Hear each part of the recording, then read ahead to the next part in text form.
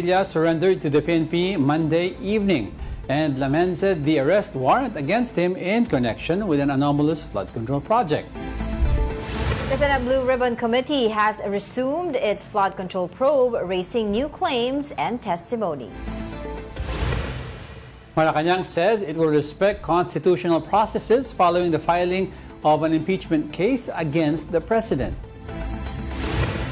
The PNP CIDG said they are validating all tips about the possible whereabouts of businessman Charlie Atong Ang. First in the news, former Senator Bong Revilla surrendered at Camp Crame after the Sandigan Bayan issued an arrest and hold departure orders against him and 6 others. That's over a non-bailable charge of malversation of public funds linked to a 92.8 million peso ghost flood control project in Pandi, Bulacan.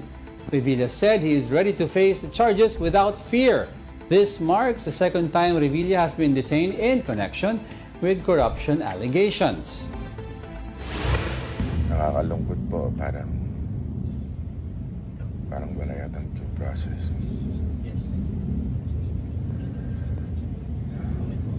Pero ganun pa man, haharapin ko to ng walang takot. At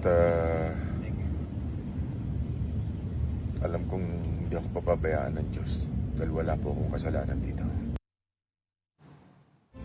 Okay, so Second time. it happened na. This is the second time around. na nasangkot nga itong si former Senator Bong Revilla sa mga corruption allegations. And this time around, ito yun sa flood control project. Flood control project. So, yung una yung Janet Lim Napoles. Yes, of yung PDAP scam. And if you can remember, for context, ang nagsabi nga na merong kaugnayan daw, no, ito si former Senator Bong Revilla ay si Henry Alcantara. And yes. I think si Mendoza, Yusek Bernardo Yusek din, Bernardo, diba? yeah. And pero sinasabi nga nila, doon sa Bulacan, doon kumikbak, di ba, ng mga, sabi, ginamit daw pang election. But let's talk about it more. The Sandigan Bayan, began the trial of resigned Congressman Zaldico and several others in connection with the graft and malversation case filed over the 289.5 million peso anomalous flood control project in Nauhan Oriental, Mindoro. For the details, we have mobile journalist Arles de los Santos. Arles. Angela at Diego. Sino magte-testify today?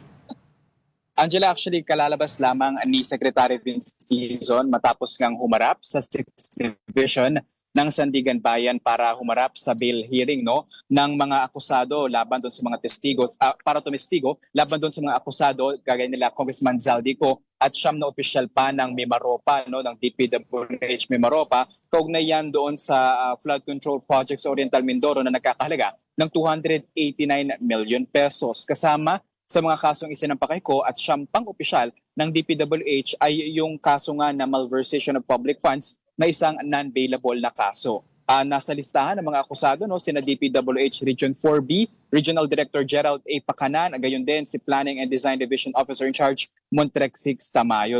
Actually, Angela, a few minutes lamang nung kalalabas lamang ni Dizon at ganito yung sitwasyon dito, iikot ko dito yung sitwasyon sa Sandigan Bayan, kung saan yung mga kasama natin sa media ay nakaabang din, So ito yung sa labas lamang ng Sandigan Bayan. Wala tayong access pa sa loob, pero dito naglalamas-pasok yung mga opisyal na dumarating dito. At kanina nga umaga yan dumating si Secretary Vince Dizon kung saan nagbigay din siya ng komento sa kanilang testimonya na sinasabi na naniniwala siya na malakas ang kanilang ebidensya laban nga kay resigned Congressman Zaldico na ngayon ay kanselado na nga ang pasaporte nito pero hindi pa rin nakababalik ng Pilipinas. Tinanong din natin siya, Angela, kung ano yung komento niya doon sa naging pahayag ni Curly Discaya kahapon sa Senate Blue Ribbon Committee hearing na sinabing tila sila pa yung ninanakawan o nanakawan dahil nga tinanong sila kung magkano ang ibabalik nilang pera bilang bahagi ng restitution process at ng kanilang aplikasyon sa Witness Protection Program. Ayon kay Dizon, tila makapal nga raw ang mukha nitong di Curly Discaya at sinabi na harapin na lamang yung mga kaso na isinampa sa kanila at ibalik yung dapat nilang ibalik sang-ayon na rin sa kung ano man ang kalalabasan ng mga gumugulong ng kaso laban sa kanila. Angela at Diego. Okay. Meron bang representative si Congressman Zaldico, at least his legal counsel, present today for the trial? Wala tayong nakita, Angela, at least confirm, unless dumiretso na sila papunta roon sa loob, no? Dahil dito yung area na to, dito naghihintay yung mga media, pero they have another way to enter, no? Doon, unless that's their decision. Pero bukod kay Zaldico na hearing ngayon dito, Angela, kung saan humarap nga si Secretary Vince Dizon, sa ilang minuto na lamang ay inaasahan naman na dumating dito si dating Senador Bong Revilla, kaugnay naman ng anomalous flood control projects nga sa Pandi, Bulacan, kung saan kagabi sumuko na nga siya matapos ilabas ang arrest warrant sa kanya na sinundan naman ng whole departure order kasama pa yung 6 pang akusado dito sa flood control project sa Pandi, Bulacan. Arles, ano magiging sistema ng trial? Bawal ang media sa loob, so magkakaroon ba ng briefing after?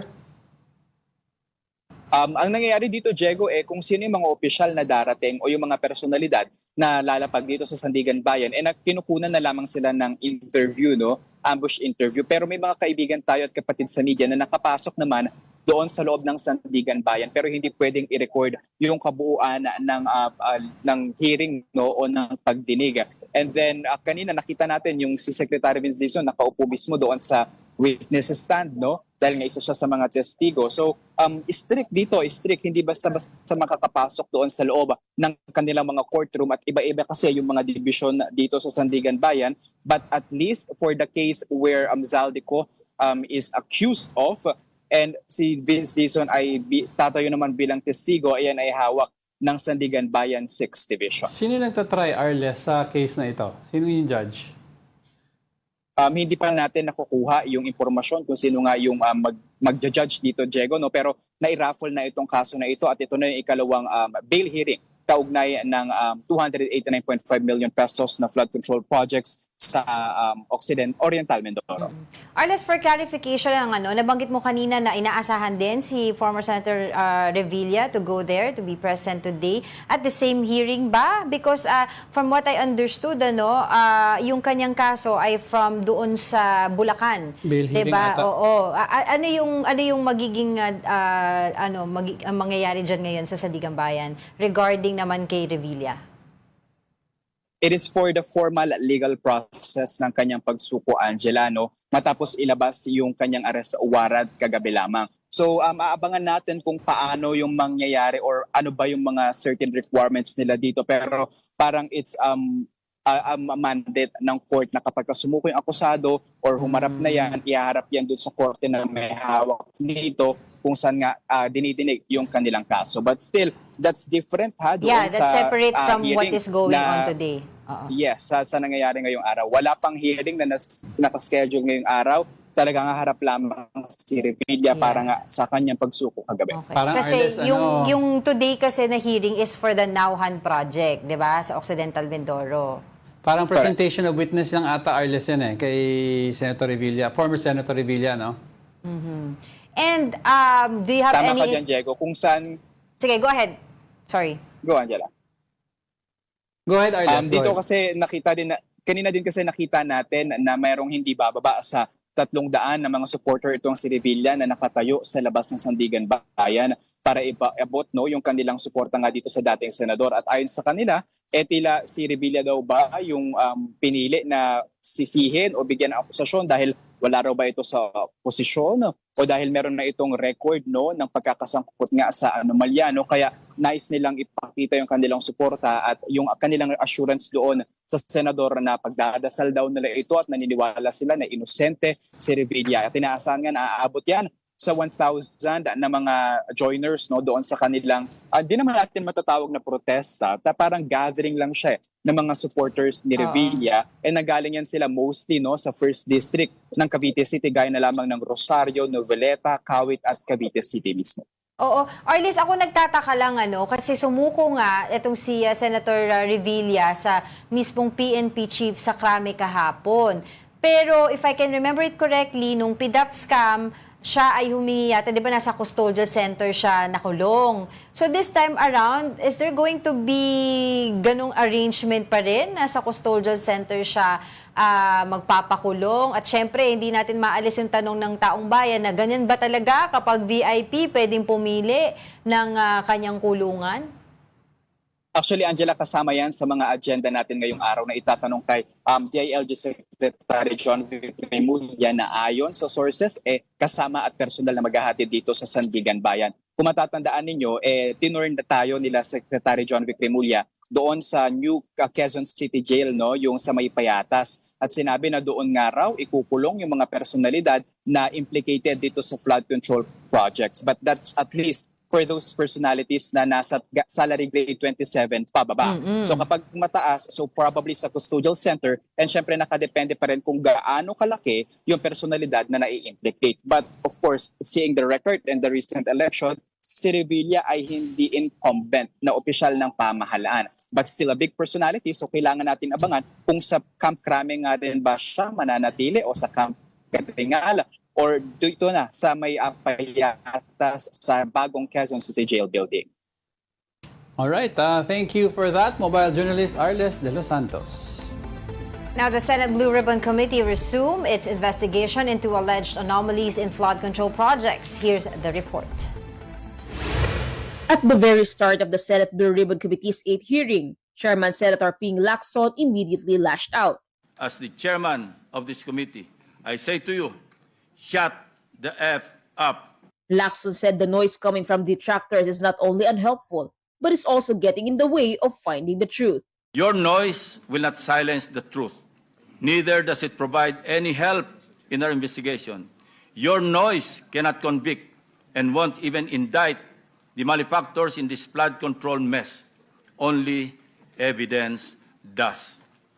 Para ipangalandakan ninyo na inutil at walang silbi, ang Blue Ribbon Committee is not only insensitive to its members, but an insult to our fellow Filipinos who have consistently followed and monitored our hearings and participated in the trillion-peso march.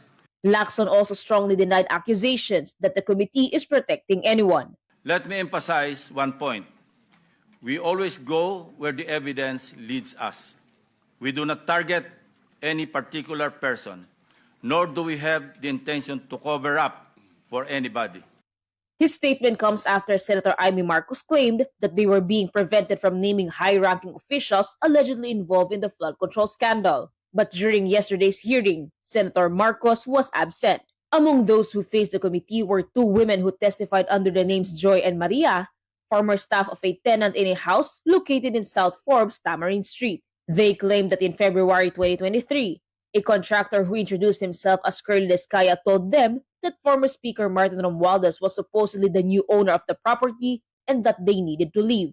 And he also mentioned to us na contractor ako dito Meron din kaming deadline. And then we both asked, baka pwede po namin pakiusapan yung may-ari, yung bagong nakabili ng bahay.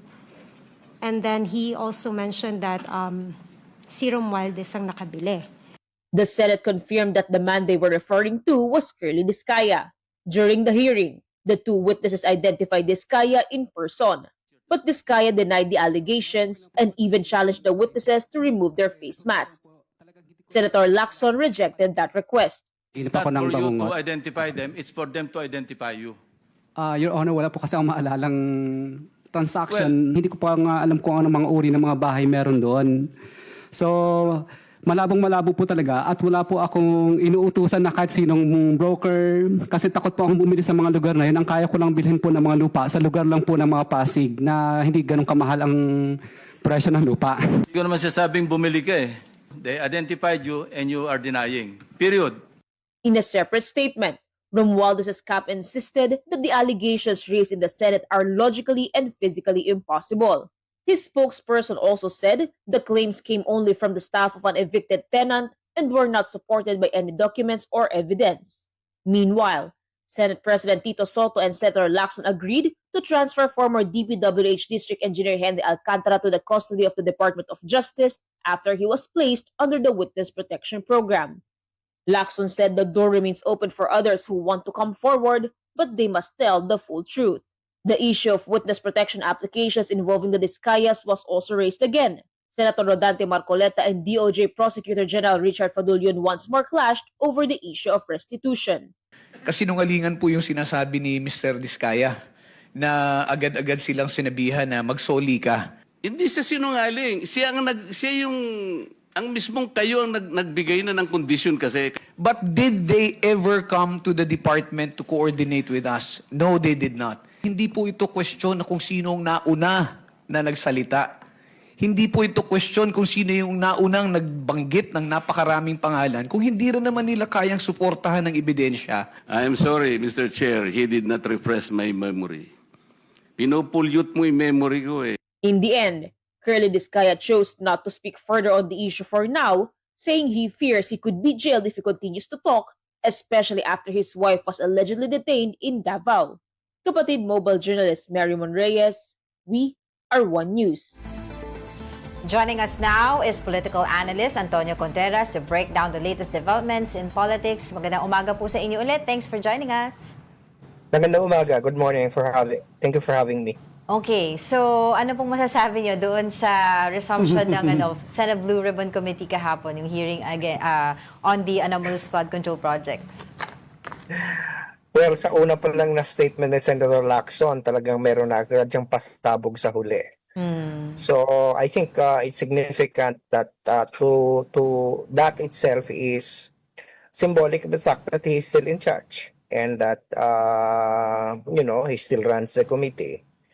And tama naman yung kanyang sentimiento na wala namang sinasanto ang Blue Ribbon Committee. Well, generally wala.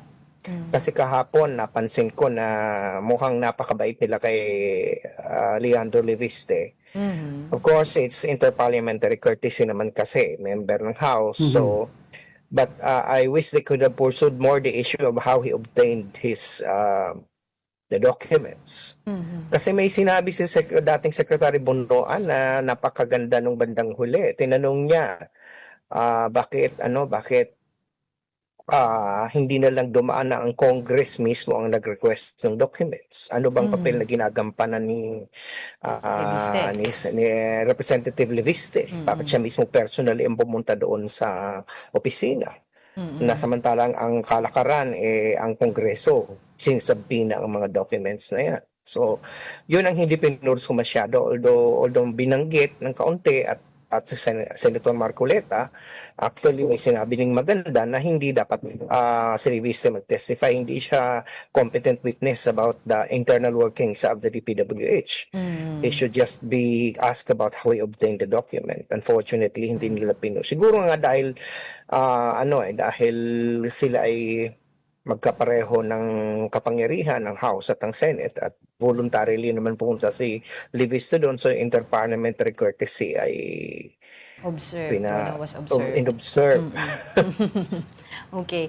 All right. But what do you think about the new witnesses, yung mga nakatalokbong, no? Saying na yung link nga daw kay former House Speaker Martin Romualdez sa pagbili ng property sa Forbes Park. What do you think about it? Well, I don't know. I don't know whether this is something that Senator Lacson actually miscalculated. Because what the witnesses provided is all hearsay. Yeah. Right? It's technically hearsay. Wala man sinabing na mismo hindi nila na-validate kung si Secretary dating Speaker Romualdez bang may-ari ng bahay. Wala naman silang narinig lang nila. Sinabi lang di umano ni Curly Discaya. Right. So at si Curly Discaya naman ay tinatanggi. So anong naging silbi noong dalawang yun doon?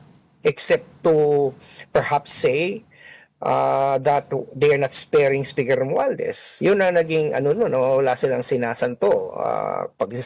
So I think that is the purpose in a way to say na kahit maliit na ebidensya, kahit hearsay, pag tingnan natin kung it will lead us to where it should lead us, but apparently it did not. It didn't land anything. It's optics. So yun yung medyo weak point nung testimony kahapon. Kasi anong na-accomplish nung dalawang babaeng yun? Chismis. Yeah, Sinasabi that's lang. Diba? So do you think that Senator Lacson should pursue looking for Orly Gutesa just to confirm again yung statement niya at ibangga sa mga ibang possible witnesses na mahanap nila? Well, I think the committee already, I think issued a warrant of arrest or something. I don't know. They should issue something stronger to look for Gutesa. and also for the other witnesses who are not there, or resource persons. I call them resource persons because this is not a criminal proceeding. right. It's a hearing in aid of legislation. So hanapin na pa nila yon, and Gutesa could provide really, because he's the one who alleged the connection between that former Speaker Romualdez is really involved in the flood control anomalies. That's right. But overall, do you think that the hearings, the investigation of the Senate Blue Ribbon Committee is still necessary? Well, I think so. Lalo na yung tungkol nga doon sa tungkol sa mga allocable, yung maganda kahapon yung nalinaw kung bakit may mga coordinates na na iba, kasi ang nakikita ko dito, meron kasi mga documents documents. Yung pagpaplano lang. Iba yung dokumento doon na nakalagay sa approve. Kasi alam naman siguro yan ng kahit sino mang gumagawa ng project. Ako may project din ako, construction research project. Kung ano yung minsan yung plano mo hindi nasusunod. Yung gusto mong plano maging questionnaire mo sa survey, hindi yun ang nasusunod. So may mga ganon. So minsan, yung kung ano yung naplano na lalagyan ng construction, ay wag ko construction ng flood control, yun ang hindi naman nangyari sa ground. So may ganong klase ng prinsipyo na baka naman we are trying to we're not on the same page. Di ba? Kasi ang tinitingnan ng iba, akala nila proof of corruption na iplano pa lang pala yun. Hindi pa yun yung na-execute. Kaya tulad ng allocable. Ang daming nawalang laway dyan sa allocable. Allocable, those are planning items. Those are figures that are allocable nga. Kaya nga, for the lack of a better word, ginawang allocable kasi to be allocated, right? Yes. Allocable. Although ang naging interest ng iba parang inaalok kasi yung pera, yun ibang meaning, but it is a planning document. So and then iba yung na-release. Ano ba yung na-release na pera? Katulad din doon sa yung coordinates. Ano yung coordinate na nasa plano? Ano naman yung coordinate ng actual na project na? That's right. Kasi ito yung nagkakaiba yung tinitingnan ng mga tao, and I think yung nangyari na-accomplish kahapon, nalinaw yun na magkaiba yun minsan. So baka naman tayo nag-iingay kasi hindi tayo pareho ng tinitingnan na binabasa ng pahina. Yun nga, parang somewhere along the way ay na-lost in translation na tayo lahat-lahat. And dahil nga sa outrage ng public, kapag sinabing, ito yung coordinates na to, nagpuntahan naman lahat ng mga investigator to go to that coordinates, and only to find out na sabi nila, ghost project, yung pala, mali pala yung coordinates. Kasi, go ahead. Ako naman ang pinagtataka ko kasi hindi naman maliliit na project. Ito yung mga dam, kasi kung ang na-off lang siya by 50 meters, na-off lang siya ng mga 100 meters, makikita mo rin yan doon eh. Nakatayo ka sa ilog, tapos wala kang makita dito, tapos may mga 100 meters away, merong ginagawa. Parang, I think kung 50 meters o 100 meters lang yan, that's not that far. Kung 3 kilometer yan, siguro na by talagang hindi mawawala ka. Pero kung yan ay mga less than mga 500 meters o kahit 700 meter, matatanaw mo pa yan na may ginagawa. Hindi ka ba magtatanong, ano ba yung ginagawa doon? Di ba? Kailan ba nung pumunta sila sa ground kung saan lang tiningnan nila? Diba? Parang minsan iisipin mo, marami tayong nasasayang na laway, nasasayang na galit, nasasayang on things na probably maiwasan kung nag-uusap lang, inaayos lang lahat. At tama lang yung terminology. So do you think yung sagot ni former Secretary Bonoan na binigay lang sa kanya to ni the late Catalina Cabral was just pointing at somebody who can't answer back anymore, or may truthfulness sa sinasabi niya?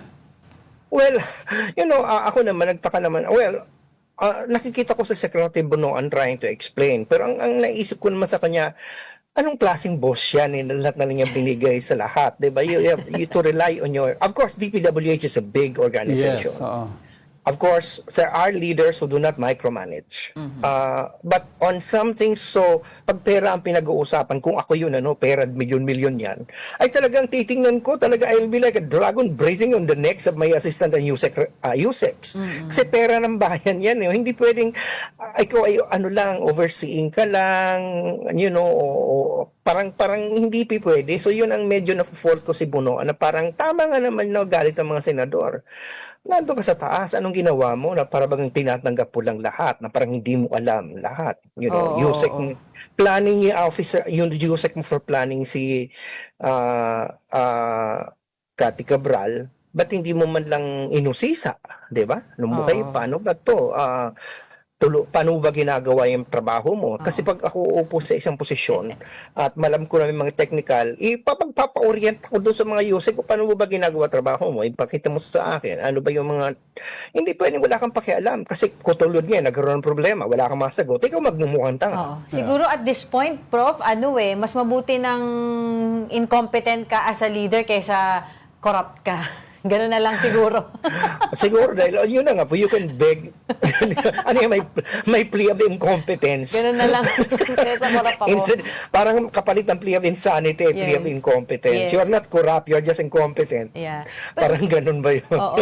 Prof, palambing na lang ako. Since you're here na rin din, we would like to get your thoughts also doon sa first ever impeachment complaint against the president. What do you think about it? Well, I've read the complaint because that's what I do. I first read things before I comment, and I think it's a poorly written complaint. So, the allegations are really like, for example, the unconstitutionality of acts like yung appropriation, UA. Hindi pa naman nirurule na unconstitutional ng Supreme Court yung UA. So paano mo masasabing unconstitutional? The arrest of former President Duterte, to call it a kidnapping. Again, that's to be determined that by the court. And besides, it goes beyond the jurisdiction of the Philippines. It talks about international law. And what is even shocking yung tungkol sa di umano ay drug addict si presidente. It's something that is really anong evidence mo doon? Anong kukunin mong evidence? So if at all, what this impeachment complaint will achieve, kaya nga may mga nagdududa, di ba, ni Representative Erice na nag-file ng abogado ngayon connected kay First Lady. What it will do is it's going to vaccinate President Marcos for 1 year. Yeah. Kasi I don't see that this is, of course, this way, inform naman, sufficient naman siya eh. Kasi may nag-complain, in-endorse ng isang member ng Congress, ma-refer naman yan sa Justice Committee. Pero as to whether it is going to fly, I don't see it flying. So Substance daw niya, Prof, is I understand 15 pages with very few attachments on several key issues. Yes, and at the same time, it's based on the fundamental defect is that we know that impeachment is a political process, but it's really coming from a political position. For example, when you say that Duterte is being kidnapped, then that's already a narrative of one side of the political divide, right? So therefore, it's very clear partisan. It's a partisan complaint already. When you argue that the president is an addict, that is again a narrative of one political side. So it's not, at least in the case of the impeachment against Sara Duterte, it is based on confidential funds. It's based on documents. It's based on the failure to account, which is, for me, a non-partisan issue. What could have been a more substantive yun nga yung allegations about budgets, etc. Ang problema, fino-fault mo ang presidente for signing. Diba? For signing the budget. Trabaho niya naman yun eh. Para bagang kung gano'n, di lahat na lang ng presidente ang pumipirma ng budget ay pwedeng i-impeach kung ang budget ay may problema. And then the other thing is that yung UA lumalabas kahapon doon sa testimony ni Toledo, if that's something that also came out of the hearing yesterday. Mismo si Toledo nagsabi ang pagre-release ng UA hindi ang presidente ang pumipirma, kundi ang DBM secretary lang. So doon pa lang nakita na natin walang kinalaman ng presidente pag-release ng UA. Ang UA hindi pa naman diniklarang unconstitutional ng Supreme Court. Ang pumipirma pala ng release niya na yung DBM secretary. O paano mo impeach ang presidente doon na hindi naman pala siya kasama sa pagpipirma? So doon pa lang mayroon ng problema. Well, I think kasi, Prof, ang inaano nila doon sa UA, yung sinabi sa Supreme Court tungkol doon sa PhilHealth Fund transfer na any unappropriated unappropriated amount ay unconstitutional. I think doon nila binabase yon. But we'll see. Oo. Well, ang ano kasi doon, ginagamit nila sa Belgica. Ang alalahanin natin, una, dalawa yan eh. Yung isang Supreme Court ruling, ang ginawang unconstitutional is the post enactment allocation. Na ito yung tinatawag na pork barrel na lump sum allocation ng Yes. congressman. Hindi yun pwede. Yung isa naman, yung tungkol sa paggagastos ng walang appropriation. Yun yung isa. Parehong nirule ng Ito, ang UA ay naka-appropriate yan, naka-item, nakalagay yan sa budget eh. At naka-itemize kung saan mo gagastusan. At meron yan triggers. Ang triggers nga dyan, dapat may bagong revenue. Yeah. At doon sa foreign assisted. Yun ang mga trigger niyan. Tatlo yan na triggers. In-enumerate yan kahapon. So, hindi yan discretion. Ang discretion diyan ay wala. So I don't know, and besides ito ang pinanggagalingan din kasi ng iba na nagsasabi na unconstitutional yung UA is because there is no money yet. Malinaw naman nakalagay sa saligang batas ang provision na yan na pwede ka lang na requirement na merong pera ay kapag special appropriations bill. Ang UA naman hindi bill, parte siya, provision siya ng GAA, hindi siya separate bill. Yeah. So yun yung problema dito. Pinaghalo-halo nga ang kategorya eh. Thank you for all your insights. I hope to have you back, political analyst sure. Antonio Contreras. Good morning, sir. Good morning. Thank you for having me. Now we'll be back with more stories after the break. Keep it here on One News.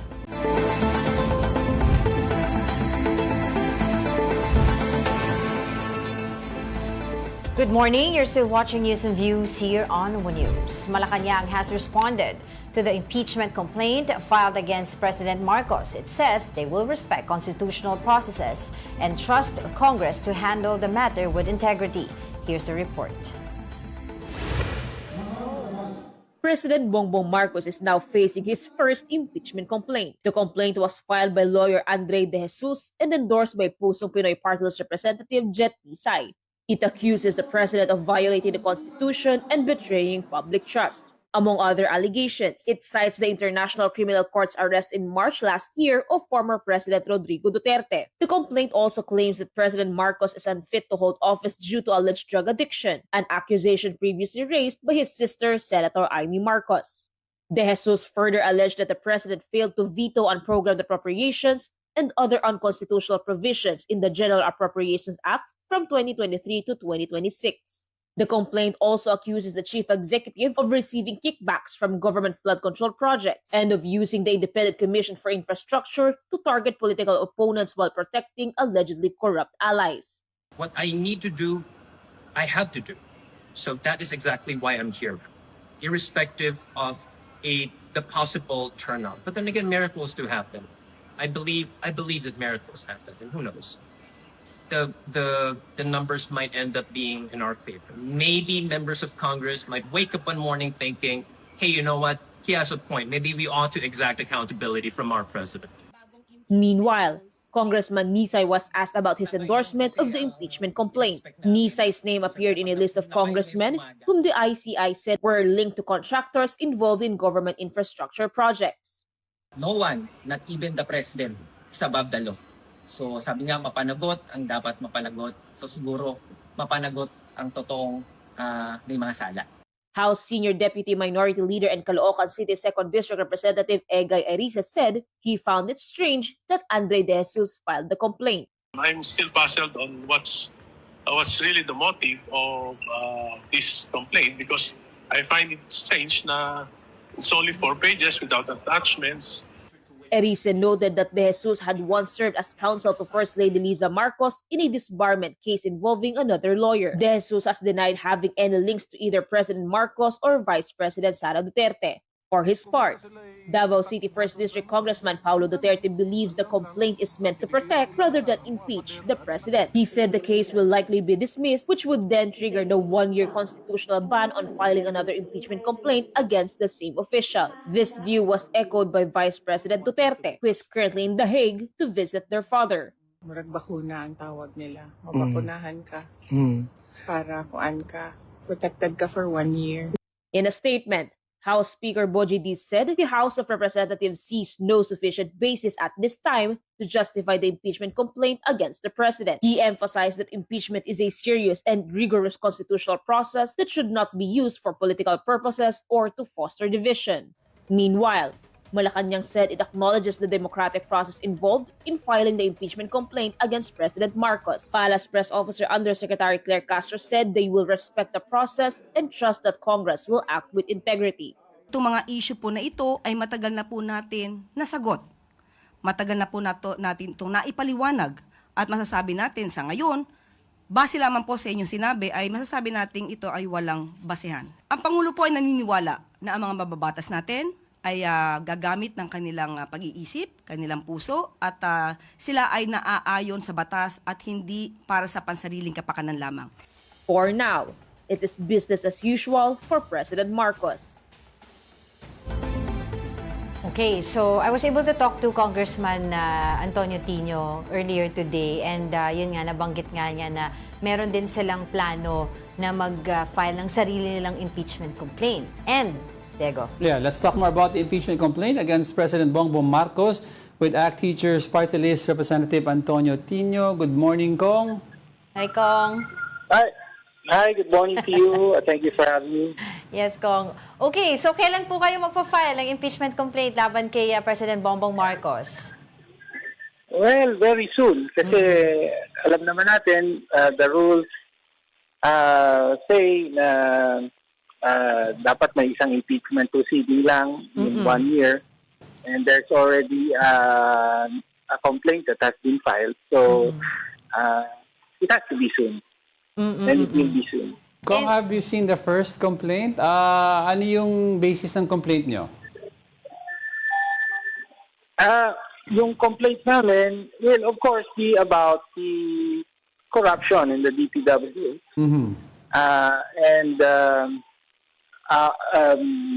What we will allege in the complaint, or what the complaint will allege, is that the president is ultimately responsible and accountable. Based on command responsibility, Kong, or directly involved? Well, there's command responsibility because the plunder that of DPWH funds is on such a scale and is so systematic that it's policy level. No? So that's one. But there's the second, there's also direct responsibility of the president in relation to unprogrammed appropriation. So by law, the president is directly responsible for that. And a large portion of the unprogrammed appropriations for several years went to plundered flood control projects.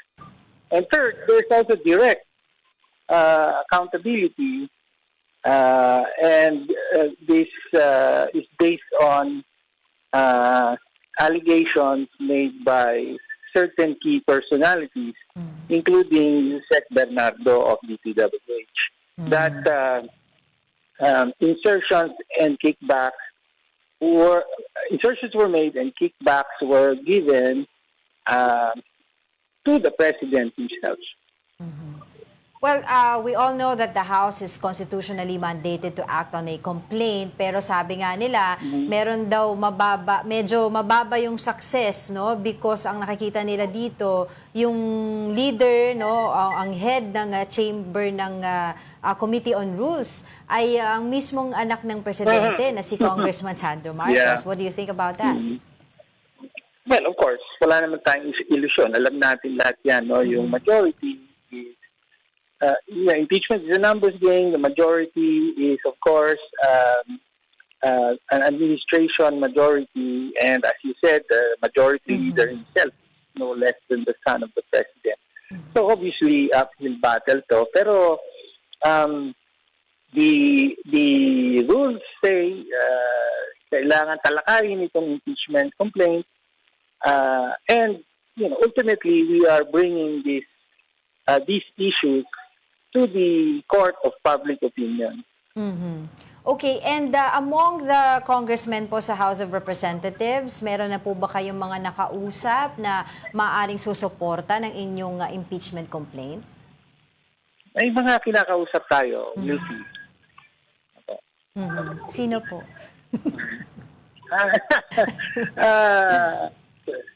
Tignan na lang natin, baka Maudlot. baka mausog.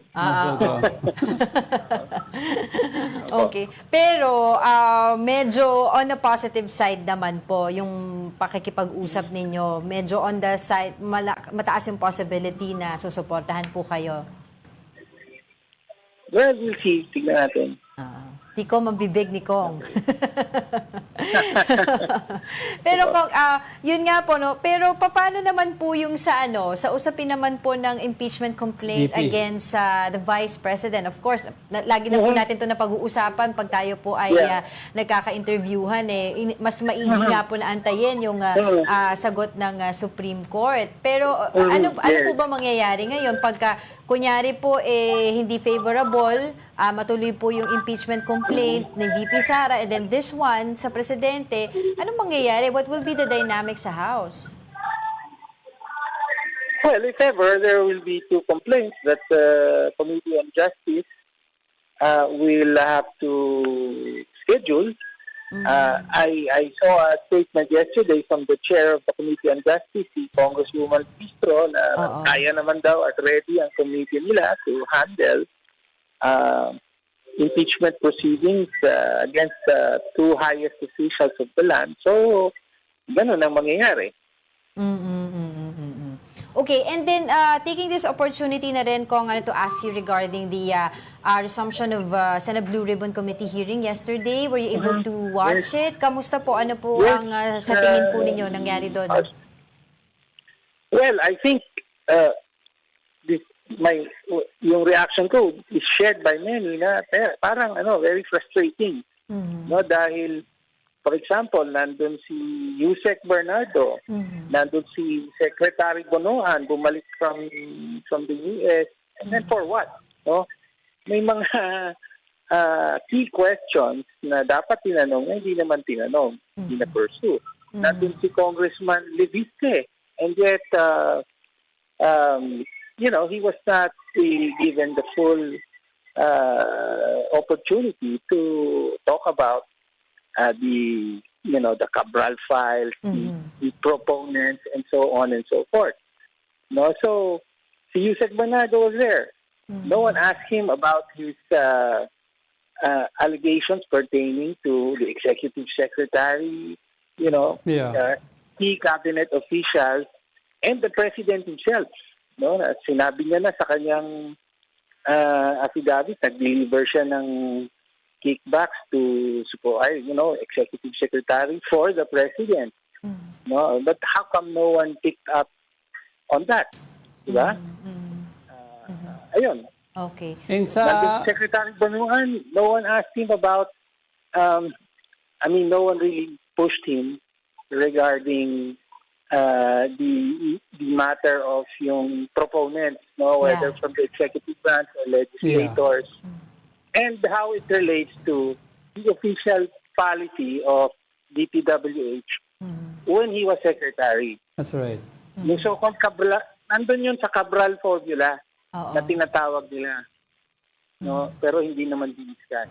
How about Kong yung sagot ni former Secretary Bonoan about yung coordinates na nag-rely lang siya kay the late Yusek Cabral, parang dead men tell no tales ang dating Yun na nga. Well, sadly, I was kind of expecting that to happen, and it did happen that Secretary Bonoan would pin everything on the late Yusek Cabral. Parang ganun na nga ang direksyon ng kanyang line of defense is, diba sabi niya, well, I just have general, he just oversees work, but actually he has his undersecretary. Yeah. So, dinidiinan niya ang hindi na makakapag-depensa sa sarili. na si Yusek Cabral. Yeah, oo. Well, having said that, Kong, do you think that this investigation by the Senate Blue Ribbon Committee is still necessary? Well, judging from what happened yesterday, I mean, parang medyo, I'm not so optimistic regarding where this is going. However, sad to say, ito lang yung public venue na public platform for airing out these issues and this investigation. Kaya nga importante itong impeachment proceedings if ever. Kasi this will provide the platform and this time naka-address na mismo sa pinakamataas na opisyal. Oo. And yesterday, an arrest warrant was issued against Senator Bong Revilla at then 6 other DPWH officials. What are your thoughts on that? Ito na ba? Tiwala po ba kayo na talagang this time around may mga big fish na makukuha? Well, I don't know kung yan yung inaasahan ng publiko na big fish, former senator. Yun na ba yun? Hindi eh, di ba? Ang pag sinabing big fish, yung leadership to, both ng executive and legislative branches, na pawang involved at pawang nakinabang sa sistema na nakaset up sa ilalim ng administrasyon na ito, which facilitated large-scale plunder. Okay. Alright, as usual, maraming salamat po muli sa inyong oras and hopefully we can catch you again in another time. Maraming salamat po sa inyo, ACT Teachers Party List Representative Antonio Tina. Good morning. Good morning. Thank you. The Philippine National Police said they are now receiving calls about the possible whereabouts of businessman Charlie Atong-Ang. This follows the announcement of a 10 million reward for information leading to his arrest in connection with the missing Sabongeros case. The PNP-CIDG said all tips are currently undergoing verification. They also warned that prank callers and anyone attempting to mislead authorities will face penalties. Meron nang nagbigay ng mga information at ito ay binavalidate ng aming Intel Division. Sinasala pa natin kung ano mostly yung mga binigay kasi ang atin pong kailangan po is information leading to the arrest. So, kaya dapat masala po yung mga calls. Congressman Kiko Barzaga has reportedly apologized to businessman Enrique Razon. Barzaga said he apologized over personal issues, though he declined to give details. He noted, however, that the legal case will still push through. Razon filed a cyber libel complaint over the lawmaker's now deleted post accusing him of being corrupt. Don't go away because we're not done yet. Stay with us.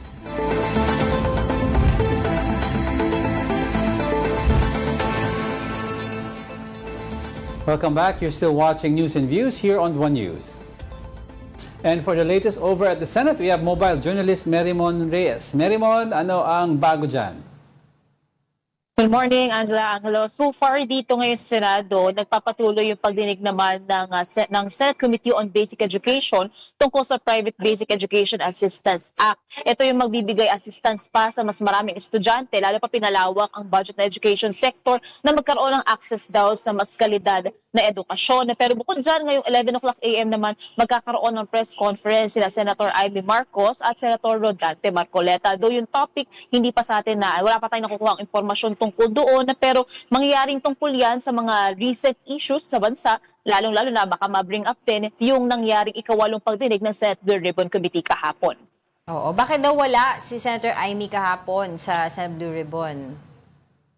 Walang explanation pero kasi nung mga lumipas na linggo, si Senator Amy Marcos mismo ang nagsasabi na silang mga senador daw ay nalilimitahan na sa pagsasalita, sa pag-bring up ng bigger fish at sea, yung mga pangalan na to, including ang kanyang pinsan na si former House Speaker Martin Romualdez. Ang sinasabi naman dyan ni Blue Ribbon Committee Chair Senator Ping Lacson, bukas naman daw silang mag-participate, wala raw silang pinipigilan at patuloy naman yung direksyon ng komite, lalong-lalo na nag-guided ito ng ebidensya. Pero yun nga lang kahapon, wala ang senadora sa pagdinig. Pero si Senator Marcoleta, nandoon naman siya. Any sightings kila Senators Joel Villanueva and Jinggoy Estrada?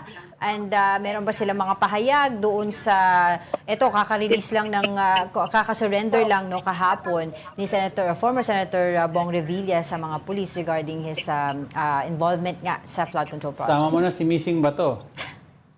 Nako, dito kay Senator Bato de la Rosa, hanggang ngayon wala pa rin talaga siya dito. Ang nasasabi dito ni Senator Ping, wala pa silang communication whatsoever. Hindi niya rin daw nabati nung New Year etong senador. Pero sa case naman ni Senator Joel, hanggang sa mga committee naman na nangyari pa so far dito na may pagdinig, wala rin pa sila dito, hindi pa natin sila nakahagilap. And so far yung mga kampo nila, nung lumabas na rin yung arrest warrant kahapon, wala pang inilalabas na kanilang mga panayam. Okay. Kahapon may dalawang babae na witness supposedly nagsasabi na yung link nga ng pagbili ng property kay former House Speaker Martin Romualdez and the Discayas, nasaan sila ngayon? Para sa safety nitong dalawa, una, pumunta sila sa pagdinig ng Blue Ribbon kahapon na nakatakip, nakasombrelo, nakamask sila at may alias sila na Joy and Maria. Pero ang sabi naman ni Senator Ping, meron naman silang information nitong dalawang tumestigo. So far, noong in-excuse na sila sa pagdinig, hindi natin nalaman yung whereabouts and para rin daw yun sa safety and security nitong dalawang tumestigo. Itong dalawa kasi yung staff na dating nagte-tenant din doon sa property, sila itong mga na-evict na sinasabi kakailanganin na raw yung property na to. Doon sa kanila napakilala yung contractor na nagbanggit na yung dating House Speaker ang bagong may-ari na ng property na yon. Pero ang sabi kanina ni Senator Ping kahapon, gagamitin lang daw muna nilang bilang lead etong mga alegasyon, lalo pat dinenay naman ni Curly Descaya yung naturang transaksyon. Okay. Yung isa, si pangalan si Pakanan. Pakanan. Si Regional Director. Regional Director. Siya ay nandoon kahapon sa hearing bilang isang resource person, tama ba? Tama. Oo. Ba't daw nakatakip yung buong mukha? Bakit ang mukhang Teletubbies? Oo nga. Nung pagpasok niya rin kasi sa session hall mismo, nakatakip na siya. Ini-escort din siya ng mga staff. Pero ang sinasabi dito ni Regional Director Pakanan, para raw sana sa safety niya and sa seguridad niya rin. Pero hindi naging satisfied kasi yung mga senador. Even si Senator Kiko Pangilinan, sinabi na public official siya. So parang hindi na raw kailangan takpan yung mukha nito. Kaya doon niya tinanggal yung nasa may mukhang bahagi lang ng kanyang kasuotan, pero suot niya pa rin yung pinakabuong parang bakalaba yung suot niya. Okay, so isa sa mga matinding pinag-usapan din kahapon dyan sa Senado, yung coordinates, Merong mga explanation tungkol doon sa coordinates na pangplano and coordinates na mismo pang-implement ng project, etc. And kamusta yung naging huling usapan doon? Ano yung naging investigasyon nila, resulta ng investigasyon regarding that? Ang pinaka-sinabi dito ni DPWH Undersecretary Arthur Bisnar, sa 30,000 kasi na flood control projects from 2016 to 2025, ang na-inspect na raw nila ay over 10,000. Dito sa 10,000 na to, ang na-declare na raw nilang non-existent ay 252. So, pero since may developments na ganito, na merong coordinates na ibinibigay sa planning stage, tapos may coordinates during the implementation naman itong mga infra projects, baka kakailanganin daw nilang mag-restart kasi baka ang nangyayari, kaya na-flag nila na ghost or non-existent yung ilang mga proyekto dahil maling coordinates o maling lokasyon yung kanilang napuntahan. So medyo may rectifying ngayon na ginagawa ang DPWH para lang ma-justify talaga kung non-existent or existing naman itong mga proyekto, sadyang mali lang daw yung lokasyon na kanilang napuntahan. Okay. Si former Secretary Bonoan, siya ba ay under the custody of Senate o hindi naman hindi ko maalala kung na-contempt naman siya kahapon, hindi yata. Nasaan ba siya ngayon? Hindi. So walang na-contempt so far sa mga naging resource person kahapon. Still, Secretary Bonoan, freely working pa rin naman siya. Kahapon naman, naging bukas din siya sa pagpapaliwanag niya doon sa coordinates na binigay niya o pinasa niya sa Malacanang. Ito rin yung kanyang instruction galing kay late Yusek Maria Catalina Cabral. So yung coordinates na yon nakabase lang din sa data na na-generate ng ahensya during that time. So doon din nagkaroon ng pagpapaliwanag sa Secretary Bonoan sa difference na possible na mangyari dahil daw pa sa changes ng landscape, yung pagkakaiba daw ng itsura daw ng ilog, ng lupa. So pwedeng magkaroon ng variance doon sa coordinates. Pero so far naman wala namang nagkaroon ng citing in contempt. Ang nangyari din kahapon, etong sina engineers Bryce Hernandez at JP Mendoza sinundo na dito ng NBI. All right. All right, thank you for that. Mobile journalist Marymon Reyes reporting live from the Senate. In other news, Filipino standouts Kiefer Ravena and Dwight Ramos powered the Asia All-Stars to a sweep of the Asia Cross Tournament at the 2026 Japan B-League All-Star Weekend in Nagasaki. Ravena set the tone in the semifinals with 8 early points as the Asia All-Stars beat the Rising Stars 2017 before Ramos drilled the game, winning 3 in the final to edge B2 selected 30-29. Also on the roster were fellow Filipinos Ray Parks Jr. and AJ Edu, while Kai Soto sat out as he continues to recover from an ACL injury. And that wraps up today's episode of News and Views. Join us again tomorrow. I'm Angela Lagunsat Castro. And I'm Angelo Castro III. Kapatid, we are one news. All sides, all the time.